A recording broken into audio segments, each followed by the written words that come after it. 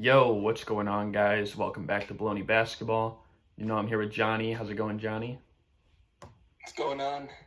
Hanging in there. Still getting through troubling times, but getting the opportunity to talk basketball every week certainly helps with that. So I'm excited to get into this one. Yeah, we got a nice show for you guys today. We're gonna start off with the conclusion of The Last Dance. The final two episodes. I know we've been talking about it like the last 5 weeks, but don't worry, this is the last week. No, but so like episodes 9 and 10, there were like so many different parts. Like the flu game, the final shot, the chance of winning seventh ring. What was like your big takeaway from the two episodes? I don't know how it couldn't be the shot. So that last 41-second sequence really sums up what Jordan did in his time with the Bulls. Down three, Jordan gets a steal. Jordan gets a quick bucket, quick layup. Then he talks about knowing that they were going to go back to that play with Malone. So Stockton throws it to Malone in the post.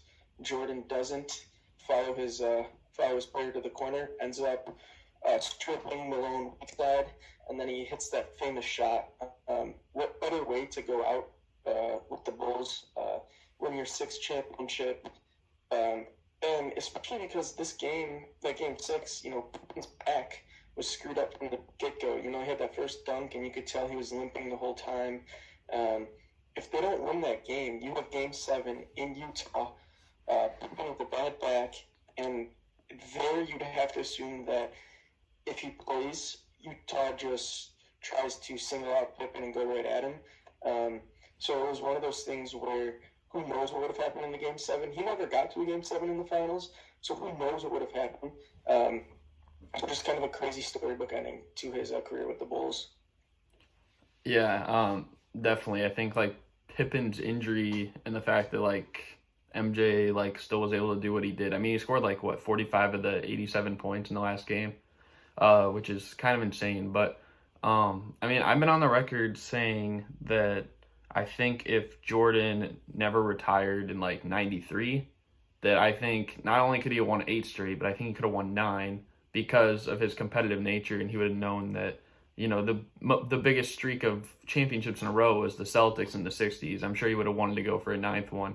I mean, obviously it seems like it was more than just, like what happened to his father in 1993 that kind of played a role in him going to baseball. Like like he said, he was kind of like mentally and physically both exhausted. Like with the narratives they made with like the Knicks in that series in 93. But, I mean, if he didn't, I think it actually makes a good point because obviously there was a lockout the next season. So, I mean, he legitimately could have won 9 straight, especially since in those finals, like they had Tim Duncan and David Robinson to go up against, and David Robinson didn't even play that great against a team without Patrick Ewing. And I mean, that Knicks team was an 8 seed, so I think they could have got to the finals for sure. I think they'd had a pretty good shot, but ultimately, I don't know if it had the same flavor necessarily as the way it ended in 1998, where it's like you said, the last minute where it's like, I'm going to go get the shot real quick. So it's a 2-for-1. I'm going to steal the ball from Malone and then pull up from the free throw line. And that was it. So I don't know if it's like the same feel if say they won in 5 or 6 games the next year and they won like by 10 points or something. Right. And at this point, all we can do is speculate, right? So those 2 years that he was playing baseball, the Rockets won, and those Rockets teams were good. It was Hakeem Olajuwon, it was Clyde Drexler. So there are questions as to how the Bulls would have handled Hakeem. But like you said, when you have the alpha on the team on the court, when you have the best player on the court, Michael Jordan, you like your chances. And when you mentioned '99 when the Spurs won it, that was a lockout season. So it was a short season. Bulls would get some rest. You get that mental break, you get the physical break, and then you just come into the finals hopefully refreshed. There's a lot to consider. We don't know what they would have done. And then I thought another interesting part about it was the whole running it back, how Jordan says everybody would have come back for a 1-year contract if they said, let's run it back. I'm not so sure that's true. It's easy to say now. Pippen had a max contract lined up. It's kind of hard to turn that down for a 1-year smaller deal. The one thing I do agree with Jordan on, though, is when he says there was no need for Reinsdorf and Jerry Krause to say this is the last year. Go out the season, and if you win again, then run it back. But don't, at the beginning of the season, say it doesn't matter what happens, this is the last year. Yeah, and I was gonna say, like, not only just from a player standpoint, but also, like, I don't think Phil Jackson would have came back regardless. I mean, like Krause said, he's like, you can go 82-0, sweep the playoffs, whatever. Like, this is your last year. So, like, even if at the end of the year he tried offering him that, like, he's still gonna think in his head, like, okay, this guy wanted me gone, like, no matter what, no matter if, like, what Jerry Reinsdorf is telling me now, as opposed to, like, what Jerry Krause has said, like, the whole year. Like, it's gonna like spew something that's like not going to be very positive. So I think he was just done. And then, like, obviously he moved on with the Lakers and still won 5 more. So, I mean, ultimately, I think he still made a pretty good decision. Yeah.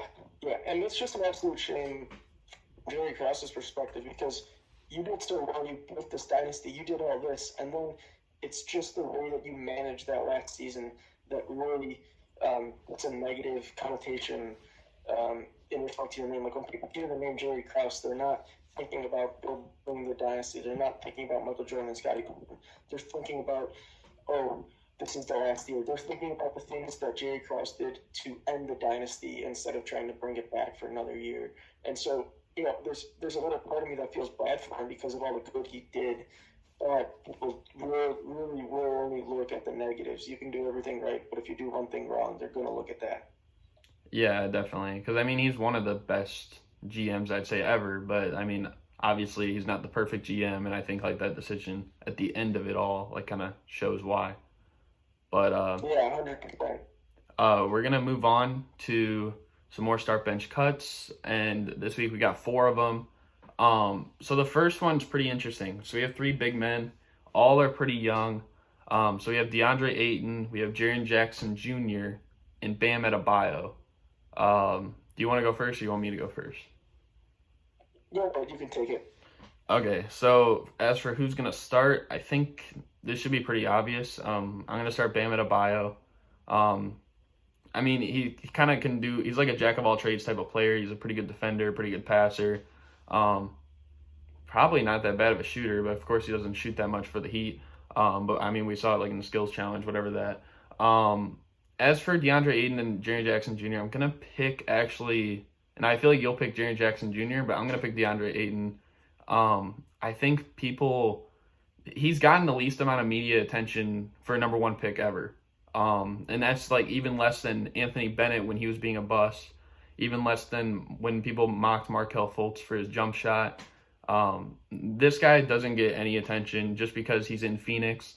And of course he's like missed a handful of games, stuff like that. But I think when healthy, he's probably the 3rd best player in that draft class still. I mean, I don't think he compares with Luka or Trae Young, but I think he's like right there, right after him. And then Jaren Jackson Jr. will be cut. Yeah. So I did something interesting here.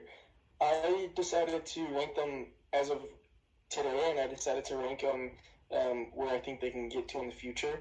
And today, if I had to pick them, I'd go Bam, Ayton, JJJ, as you did as well. Ayton does get slander. As a number 1 pick, he's still putting up great numbers. But we know that these days the league is not big man driven. It's driven by wings. It's driven by 2s, 3s, 4s. It's driven by stretch 4s. It's not driven by your typical big guy that just wants to post up. But as of now, Ayton is a better player than Jaren Jackson Jr. However, if I had to rank them with their ceiling or their future, I think it goes Bam, Jaren Jackson, and then DeAndre Ayton. Just because I still worry about the fit that DeAndre Ayton has in a modern-day NBA. Jaren Jackson Jr., if he puts on some weight and continues to improve his jump shot, can be great. And we've already seen what Bam can do. He's 16, 10, and 5. He can pass the ball. He's already working on his jump shot. He just doesn't shoot them for the Heat. So I think he's an all-around player, and I'm not sold that he can mold into a number 2 player on a championship team, but I think he certainly is working towards that, and I wouldn't be surprised if he is able to reach that. Yeah, I mean, that's fair. The only thing I'll say about Jaren Jackson Jr. and a big reason why I picked him to be cut is because, I mean, he's not really an exceptional rebounder, and I get it, like, he plays on the perimeter a lot, but so do guys like Karl Anthony Towns, Nikola Jokic, and I mean, they're still able to, like, get bored. So a guy that's probably about 7 feet tall, maybe like 6'11", and he's only getting you about 4 rebounds a game, like, that gives me, like, Andrea Bargnani vibes. And like that's not really that great. But I mean, obviously he does have potential, but I think his possibility of him becoming a more exceptional rebounder is probably just as good of a chance as Ayton eventually developing somewhat of a reasonable jump shot. But yeah, that's just my take on that. And I can totally understand where you're coming from, because if Jaren Jackson plays the stretch 5 or the 4, depending on whether they play Brandon Clark, you'd like him to get more than 4 rebounds a game. I totally understand that. It's just, I think him being able to shoot the 3 at a much better clip than DeAndre Ayton proves to be more important in the NBA these days. But I also do think that rebounding the ball isn't so much a skill as it is an effort thing, whereas shooting a three-pointer is certainly a skill and not necessarily an effort thing. And so when I think of it that way, I think there's a better chance of Jaren Jackson Jr. becoming a better rebounder than there is of Ayton starting to knock down threes. Yeah, I mean, we'll have to see for sure, but I think we can agree that's the order right now, at least. And that would be like Bam, Ayton, then Jaren Jackson. Yep. As for moving on to the next one, now Hoop Central has this as like an MVP edition, so I guess we're going to be comparing like all our MVP seasons. So we have Russell Westbrook, who won in 2017, Derrick Rose, who won in 2011, and Kevin Durant, who won in 2014. Do you want to start, or do you want me to start? I'll take this one, yeah. So when I was kind of doing some research and trying to figure out how I was going to rank these guys, they all played way better in the regular season than they did in the playoffs for that respective season. All of them played 81 games, started in all 81 games. And when I sat down and looked at it, the order I came up with was Durant, Rose, and then Westbrook. Durant just had that all-around great season, the high scoring, the 7 rebounds, the 5 assists, that all-around great year. He actually led the league that year in many of the advanced categories, the win shares per 48, the 4 BPM, that stuff. So I think the culmination of that had me lean that way. In terms of Derrick Rose, the Bulls just had such a good season that year. Rose, youngest MVP to ever win it. So there's just a lot of things going his way. For Westbrook, his was just stat-driven. That OKC team wasn't great, I get it. They just sneaked into the playoffs. You did average a triple-double, which is obviously incredible, but I can't give it to him based solely on the stats. I'd like to see the team have some success in some way, shape, or form, and so that's kind of why I ended up cutting Westbrook. Yeah, for my order as well, I went, now it'd be interesting if we were comparing maybe like a Kevin Durant from the Warriors since, because I think from a talent perspective, I think that's the best Kevin Durant. But I still have Kevin Durant being started here. I have Derrick Rose on the bench, and I've cut Russell Westbrook just like you did. For me, I mean, what you said, like Derrick Rose, youngest MVP ever, winning 62 games when, I mean, guys like Joakim Noah, Carlos Boozer missed like half the season. And you have like almost a 40-year-old Kurt Thomas starting a lot of the games, as well as Keith Bogans, who aren't really even, I don't even know if any of them at that point could get many minutes on a roster today. So that's kind of just amazing that'll happen. And it was a completely new system too. Like it was a new head coach in Tom Thibodeau, and just a bunch of new pieces around them as well. I think we have to go with him on the bench, and then Westbrook, even though he did average a triple-double, which is pretty insane. Like you said, like there wasn't really much team success there, and there was only like one playoff win, I think, to show for it. So yeah, that's my order. And for what it's worth, that Bulls team, they didn't have no talent. Like, they still had Noah, they still had Gibson, they still had Boozer. I think Ronaldinho was the small forward on that team. So they still had players, but they weren't all NBA players. They weren't crazy good players. And I know I think Noah actually got voted for All NBA that year, for what it's worth. But I still don't think that the talent on that team was a super crazy level. And so for the Bulls to achieve what they did that year, especially with the Heat, I think that just proves that Rose had such a big impact. And I don't think that can be taken away from him. Yeah, and I will also give credit to, I mean, obviously they weren't as experienced as the big three in Miami. I mean, Dwayne Wade had already won a finals MVP. LeBron had already been to a finals. And I mean, Chris Bosh, he had been a veteran in the league that had made the playoffs multiple times, even with Toronto. So, I mean, it was expected that they were probably going to lose. But it's not like a lot of those games were like complete blowouts. I think game 2 might have been. But I'm pretty sure another game went into overtime and another game came down to like wire to wire at the final second. So, I mean, they definitely held their own, and of course they won a game. So, I mean, definitely getting that far is pretty amazing. Yeah, it's something that will forever be known as one of the great accomplishments in the regular season. Won this MVP, set the top record in the East with Miami right there. So there's certainly a lot to be taken away from it, and you have to give all props to Derrick Rose where they're due. Yeah. Moving on to the next one for start bench cut, we have Jason Tatum, Jimmy Butler, and Paul George.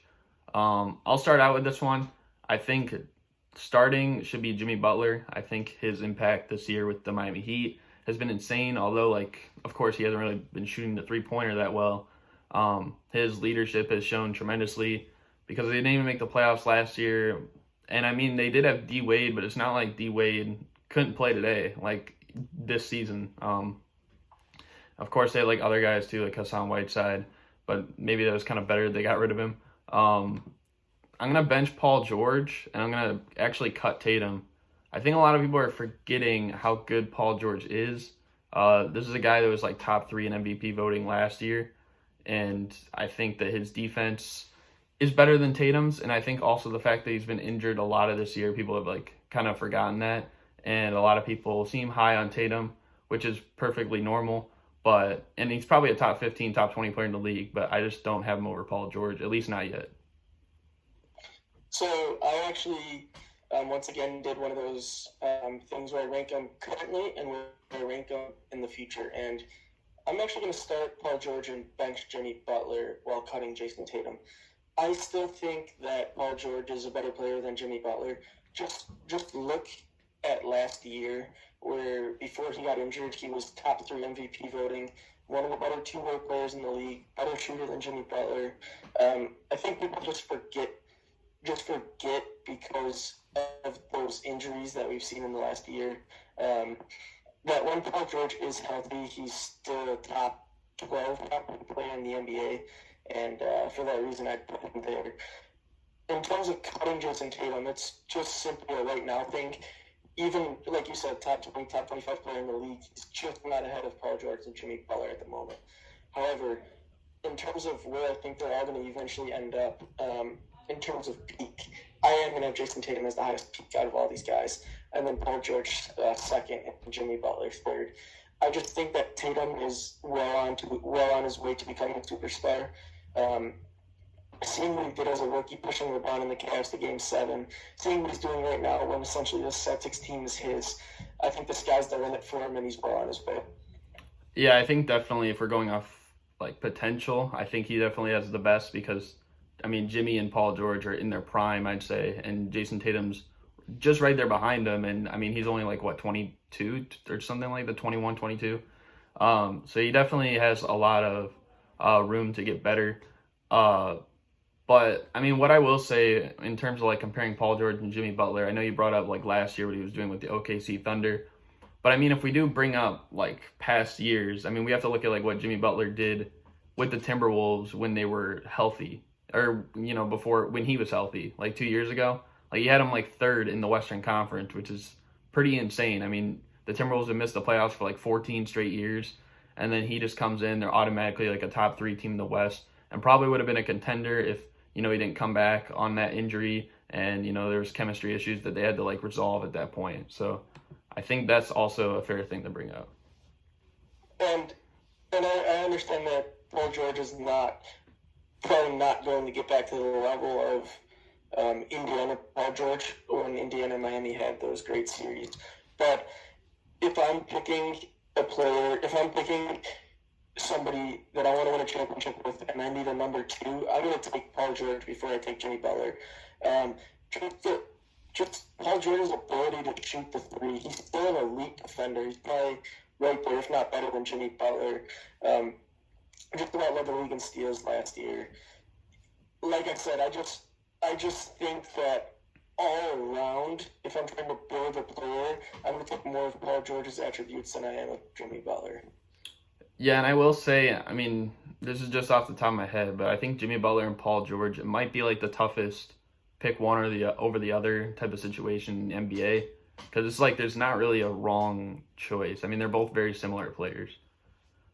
And they're probably separated by maybe 1 to a max of 3 spots in terms of ranking NBA players. In terms of ranking 3 players or ranking wins, they're probably within 1 spot of each other. And so that's why it's almost impossible to go wrong with either. Yeah. Moving on to the next one. This is a duo edition.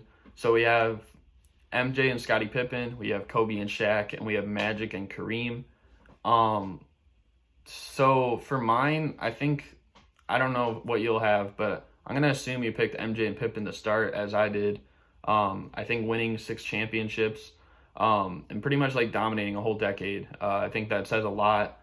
Now, this is interesting because, I mean, obviously Magic and Kareem won more together, but I think that Kobe and Shaq, I think that might be a more unstoppable dynamic duo, at least in my opinion. So I'm going to actually bench Kobe and Shaq. And I'm going to cut Magic and Kareem, which is really tough, but that's my choice. Wow. I mean, you alluded on the whole MJ Scottie. To me, MJ's the greatest player to play the game, and Scottie's the best number 2 to ever play the game. When you look at Kareem and Magic, they're both number 1s, so they don't have a number 2. Shaq and Kobe, they're both number 1s. Just Scottie is the perfect counterpart to a ball-dominant scorer, a ball-dominant player. He doesn't demand the ball, great defender, and he'll do anything it takes to win. Going 6-0 in the finals kind of just shows what they did as a duo. I had to take Kareem and Magic over Shaq and Kobe. 5 titles, ton of talent. Both top 10 players for sure. Shaq and Kobe probably have that as both top 10 players as well. Kareem to me is just the 3rd best player to ever play the game. I don't know how I could bench him. Kareem, the most unstoppable shot ever. Shaq, the most dominant player ever. Magic, the best point guard ever. Kobe, the 2nd best shooting guard ever. It's one of those things where I'm not knocking Shaq and Kobe. It's just I think they're the 3rd best duo ever. And in terms of this, we have the 1st and 2nd best duo there as well, so I have no choice but to cut them. And as I said, no slander, no disrespect towards them at all. I think one thing for me is I think the fact that Kareem wasn't in his prime, per se, like the whole time he was with Magic. Because, arguably some of those years, you could say the duo was like Magic and James Worthy or something like that. And, Kobe and Shaq, they were at the top of their game. Obviously, both had success elsewhere without him. But, obviously, Magic couldn't really... he got to the finals, of course, without Kareem. But, Kareem, I don't think he really did that without another Hall of Fame point guard. In my opinion, he played with the 2 best point guards of all time. And in Magic Johnson and Oscar Robertson. And without them, I don't know how much success he would have had. We saw it, those 5 years or so with the Lakers, as well as his last year with Milwaukee, when he didn't have a player like that and he couldn't really get anywhere. Teams like the Trailblazers, the 76ers, the Bullets, Sonics, they were all winning while Kareem wasn't. I guess I made a couple counterpoints. The first thing with the whole Kareem not being in his prime, I can give you that on the last 2 championships. That was when they had the big 3 with James Worthy. But the first 3 that they won in the early 80s, I still think Kareem was, he may not have been in his prime, but he was still one of the better players in the league. And then the whole Shaq and Kobe having success elsewhere. When Shaq was with Orlando, he still had Penny Hardaway and Nick Anderson. When Shaq was with Miami, he had Dwayne Wade. Every time he won a championship, he had either Kobe Bryant or Dwayne Wade. And I'm not saying that he wasn't more important or the better player when he won it with Kobe, but he still had basically another number 1 with him and somebody that could still get him the ball down low. Yeah, I guess, I mean, it's kind of a similar argument. The only thing is I'd probably have, like, Magic and Oscar higher on my all-time list than collectively, like, Kobe and Wade. So, I don't know. Yeah.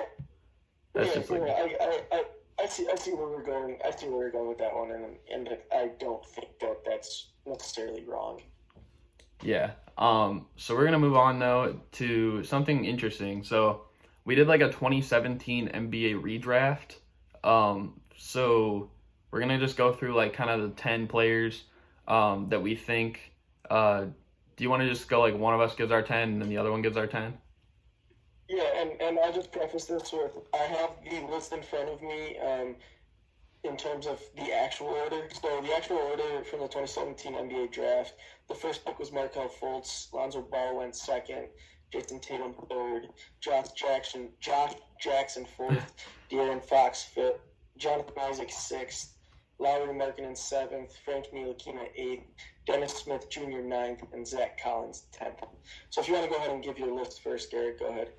Okay, so for my redraft, I think there's, I guess, 2 you could argue at the very top, but I think it just makes more sense that Jason Tatum goes first anyways because Philadelphia had the pick. But most people would say he's better anyways. So Jason Tatum's my first pick in this, and then Donovan Mitchell will be the second pick. Going to the Los Angeles Lakers. Now, as for the third pick, the Boston Celtics, I have them taking Bam Adebayo. They wouldn't get Jason Tatum, but ultimately they still have Jaylen Brown. So, I mean, it's not like they completely lose out on wing depth. Fourth, I have Lonzo Ball, the Suns, which was actually like a big rumor at the time anyways. And it's going to be interesting picking Lonzo over some of these other guys. But, I mean, I'll explain it, I guess, at the end. I still have the Kings taking De'Aaron Fox at 5th. 6th for Orlando, I have John Collins going there, which might seem interesting, but that's just how I have it. 7th and 8th, I'll put them both together. So the Bulls at 7th, I have taken Lauri Markkanen. 8th, I have the Knicks taking Kyle Kuzma. Both have had kind of like underwhelming years kind of this year, but I think that they both still have pretty good potential. And I think Kuzma actually would be a good fit in New York because I think he likes the bright lights per se. And then 9th, for Dallas, I have taking Markelle Fultz. And 10th, I have Luke Kennard going to the Kings. You could argue Luke Kennard's better than Markelle Fultz. But, I also looked at like fit for this. So I think it makes more sense that Dallas got a point guard then. And obviously if the Kings were taking De'Aaron Fox earlier, I don't think it would make sense for Luke Kennard to go to the Mavericks. And it would make more sense on the Kings. So, or wait, hold on a second. I think I just messed up. Portland had the 10th pick, didn't they? Yeah, they did. Okay, yeah, I forgot that they traded that. I would probably still take Luke Kennard 10th, but because of course they also had like Damian Lillard, stuff like that. Wouldn't really make sense to, it kind of makes sense for both ways, but I have Luke Kennard going 10th to the Trailblazers, not the Kings. Yeah, and Portland's been searching for that not the third best player, but for that wing outside of C.J. McCollum to counter, to kind of give them that 3 or 4 that they've needed for so long, so I could see Luke Kennard going there.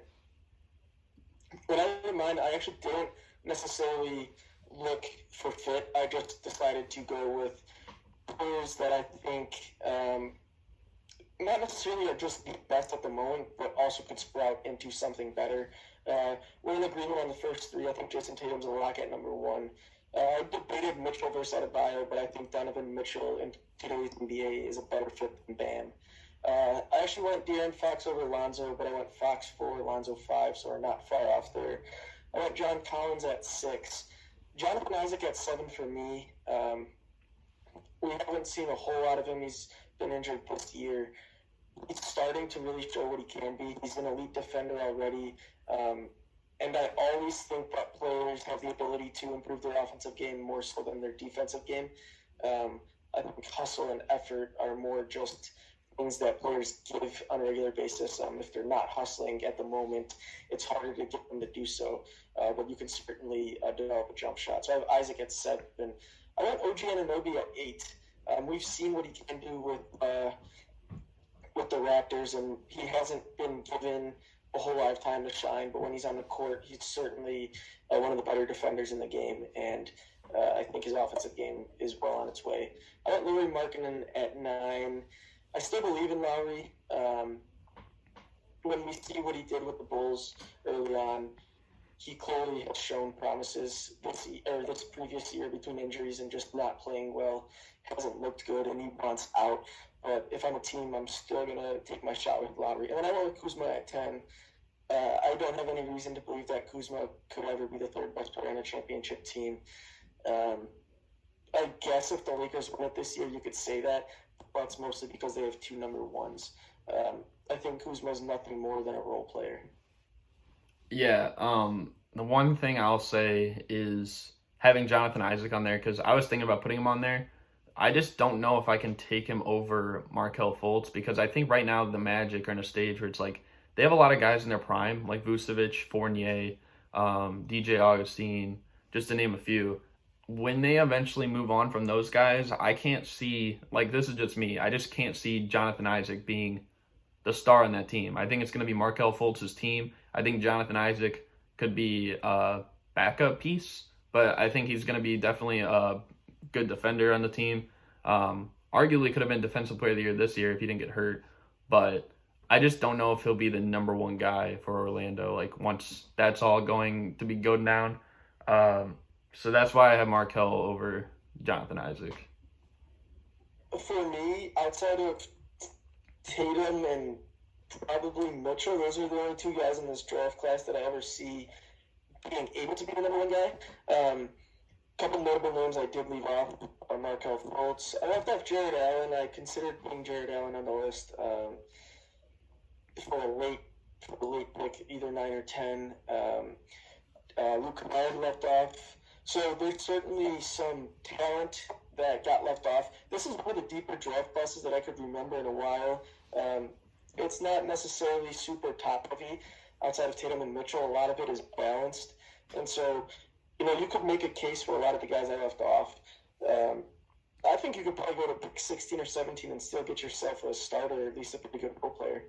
Yeah, and it's funny. I think most people thought it would be, like, very top-heavy when it happened, like, a few years ago. But now it's kind of like more of the balanced draft where, I mean, like you said, you can go to pick 16 or so maybe and get a solid player on your team. But I think that's interesting. But we're going to move on to our next topic, and this is our last topic, and it's pretty interesting. So I guess Bojan Bogdanovic is having what's claimed to be season-ending wrist surgery. Of course, we don't know when the season's even going to happen, or if it will. So, I mean, I guess then it would be season-ending. It ends the season on its own. But personally, I mean, if the season came back and say the Jazz have to play without Bojan Bogdanovic, how much of a loss is that? It's a huge loss. I don't think it can be understated at all. You have probably your best shooter on the team, one of your better defenders to guard one of the opposing team's better wings. You have a team that already isn't deep. Conley's injured and hasn't been playing well. You have the beef between Mitchell and Gobert. And then you have somebody like Bojan Bogdanovic, who is just such a staple to your team. He's not missing games. He's always going to be there. He hit those couple game-winning shots we saw earlier in the year. He's very underrated in my opinion. He's a guy I'd love to have on my team. he's a number 4, he's a number 5, and that's probably could be for Utah between if you get Conley to start playing well, you have him, you have Mitchell, you have Gobert. There's no complaints to throwing Bogdanovic as your 4th best player. If he misses, like if he's not able to come back, I probably already take him out of the. I probably don't consider Utah a favorite to win their first round matchup, even more so. So without him, I don't give him a shot to even advance past the first round. I don't know if I'd go that far. I think that they could still maybe win their first round matchup, but I will bring up something that I believe I said on one of the very first episodes. I think we were talking about the Lakers. Like, I think their early start to the season, it was really good. And I think I mentioned something like there's 2 teams that I think would have a good chance maybe against them in a playoff series. And those teams were obviously the Clippers and then also the Jazz. I think the Jazz really match up well. And not only just with them, but like with everyone in the Western Conference playoffs. I think a lot of people think it's just like Clippers, Lakers at the top. But I think that the Jazz are better, in my opinion. They're a notch above the other teams that are below them. They're a notch above the Nuggets. They're a notch above the Rockets, the Thunder, from what I'd say. But now losing a guy like Bojan Bogdanovic, and of course we don't know for sure if it's season-ending surgery because we don't know how long the season is going to go until. But, I mean, if you lose a guy like that, it either knocks you down into that tier or maybe like in between some of those teams, like, and that's not really good for them. But I think that, personally, from me, I think this season they've probably been like a top 5 team to win the championship. But now without him, I don't think that that's a possibility. Correct me if I'm wrong, but a lot of your promise and a lot of the reason that you had the Jazz being that team was based on Mike Conley playing like the old Mike Conley, right? Well, that's some of it. I think also the fact that you have 2 scorers in Donovan Mitchell and Bojan Bogdanovic who are both averaging over 20 a game, where not a lot of teams really have that. I mean, you have a rim protector in Rudy Gobert, especially ever since they got a guy like Jordan Clarkson, who has been very slept on, I say, in like the 6th Man of the Year race. But of course, he was like in Cleveland, stuff like that. So, I mean, it's only like half a season where it's worth like noting. So I don't know. I think that that's a really good team. They're coached well by Quinn Snyder. And I mean, they have a lot of good defenders. So I think that and also I believe they're leading the league in 3-point percentage too. So all that putting together, I think that they definitely had a really good shot. And I'm not going to say it's over, I guess, because, I mean, like I said, we don't know how long this surgery is going to keep him out for, but likely will probably be the remainder of the season from what we can predict based off, like, the reports. Yeah, and I guess my couple things to go along with that would be the first of it being that Utah just isn't deep. If you have Bojan as your stretch 4, if you lose him, you're now playing Ingles in that spot, and then the bench is either Georges Niang, Tony Bradley, just guys that aren't probably or shouldn't see the floor in the playoff series, but would have to see the floor. Currently, Utah's the 4th seed, and if the season ended today, they play Oklahoma City. So I guess I could give them a shot there. However, Oklahoma City is tied with Houston for that 5th seed. If Utah matches up with Houston, we've already seen how terrible of a matchup they are. How much of a mismatch it is, where I'd have Houston winning that series in probably 5 games. So I would not give Utah a shot against Houston. I would, however, give Utah a shot against Oklahoma City Thunder. I could see that series going 6, possibly 7. The main thing I'll say with like the injury is that I think I think Bogdanovic this season has kind of taken some of the pressure off of Mitchell. The last like 2 or so years, everyone has been like keyed in on him. I mean, we saw it last year especially because they're like, okay, this guy's not a rookie anymore. We're just going to like really focus on him. He's pretty much almost their whole offense. And I mean, it kind of showed in the playoffs why they had less success than the year prior. But now adding a guy like Bojan Bogdanovic, it's like you can't necessarily key in on just Mitchell because you have another guy who's over here averaging like 26 and 3 on good shooting splits too. So, I mean, losing him, I think it just kind of goes back to the same old Jazz from last year. And, I mean, it's not like they're a bad team. I think they're probably still a top 5, top 6 team in the West. But I don't know if they're necessarily an elite team. Like, they're in the mix with those other squads, like I mentioned, Nuggets, Rockets, Thunder, Mavericks, all those. And being a top 5 or 6 team in the, or if you're not the Lakers, the Clippers, and possibly you decide as the third best team in the West, you really have no spot. You're just playing to win one playoff series and then most likely lose to the Clippers or Lakers. So out Bogdanovic, they fall. I'm not so sure if they fall drastically, but they fall a lot further back, and they already are not the Lakers or the Clippers, and so losing Bogdanovic just makes that even worse. Yeah, I agree. But just gonna cap it off for our topics. I hope you guys enjoyed the show. Continue to keep supporting. We appreciate that. Any last words, Johnny? Nothing that I can think of. I've seen that Adam Silver is scheduled to get on a call with all the general managers in the upcoming week or so. Going to discuss kind of the plan for the league moving forward. I hope we see basketball back, but I do want to make sure that if basketball does come back, that they're taking all the necessary precautions to keep everybody safe. It should be interesting to see which way the NBA leans and how they're planning on doing so. So just keep everybody updated with that as the news comes in. Yeah, and hopefully we'll have some news on that by the next episode or one of the next episodes. But yeah, hope you guys enjoyed like always. And yeah, we're out. Peace.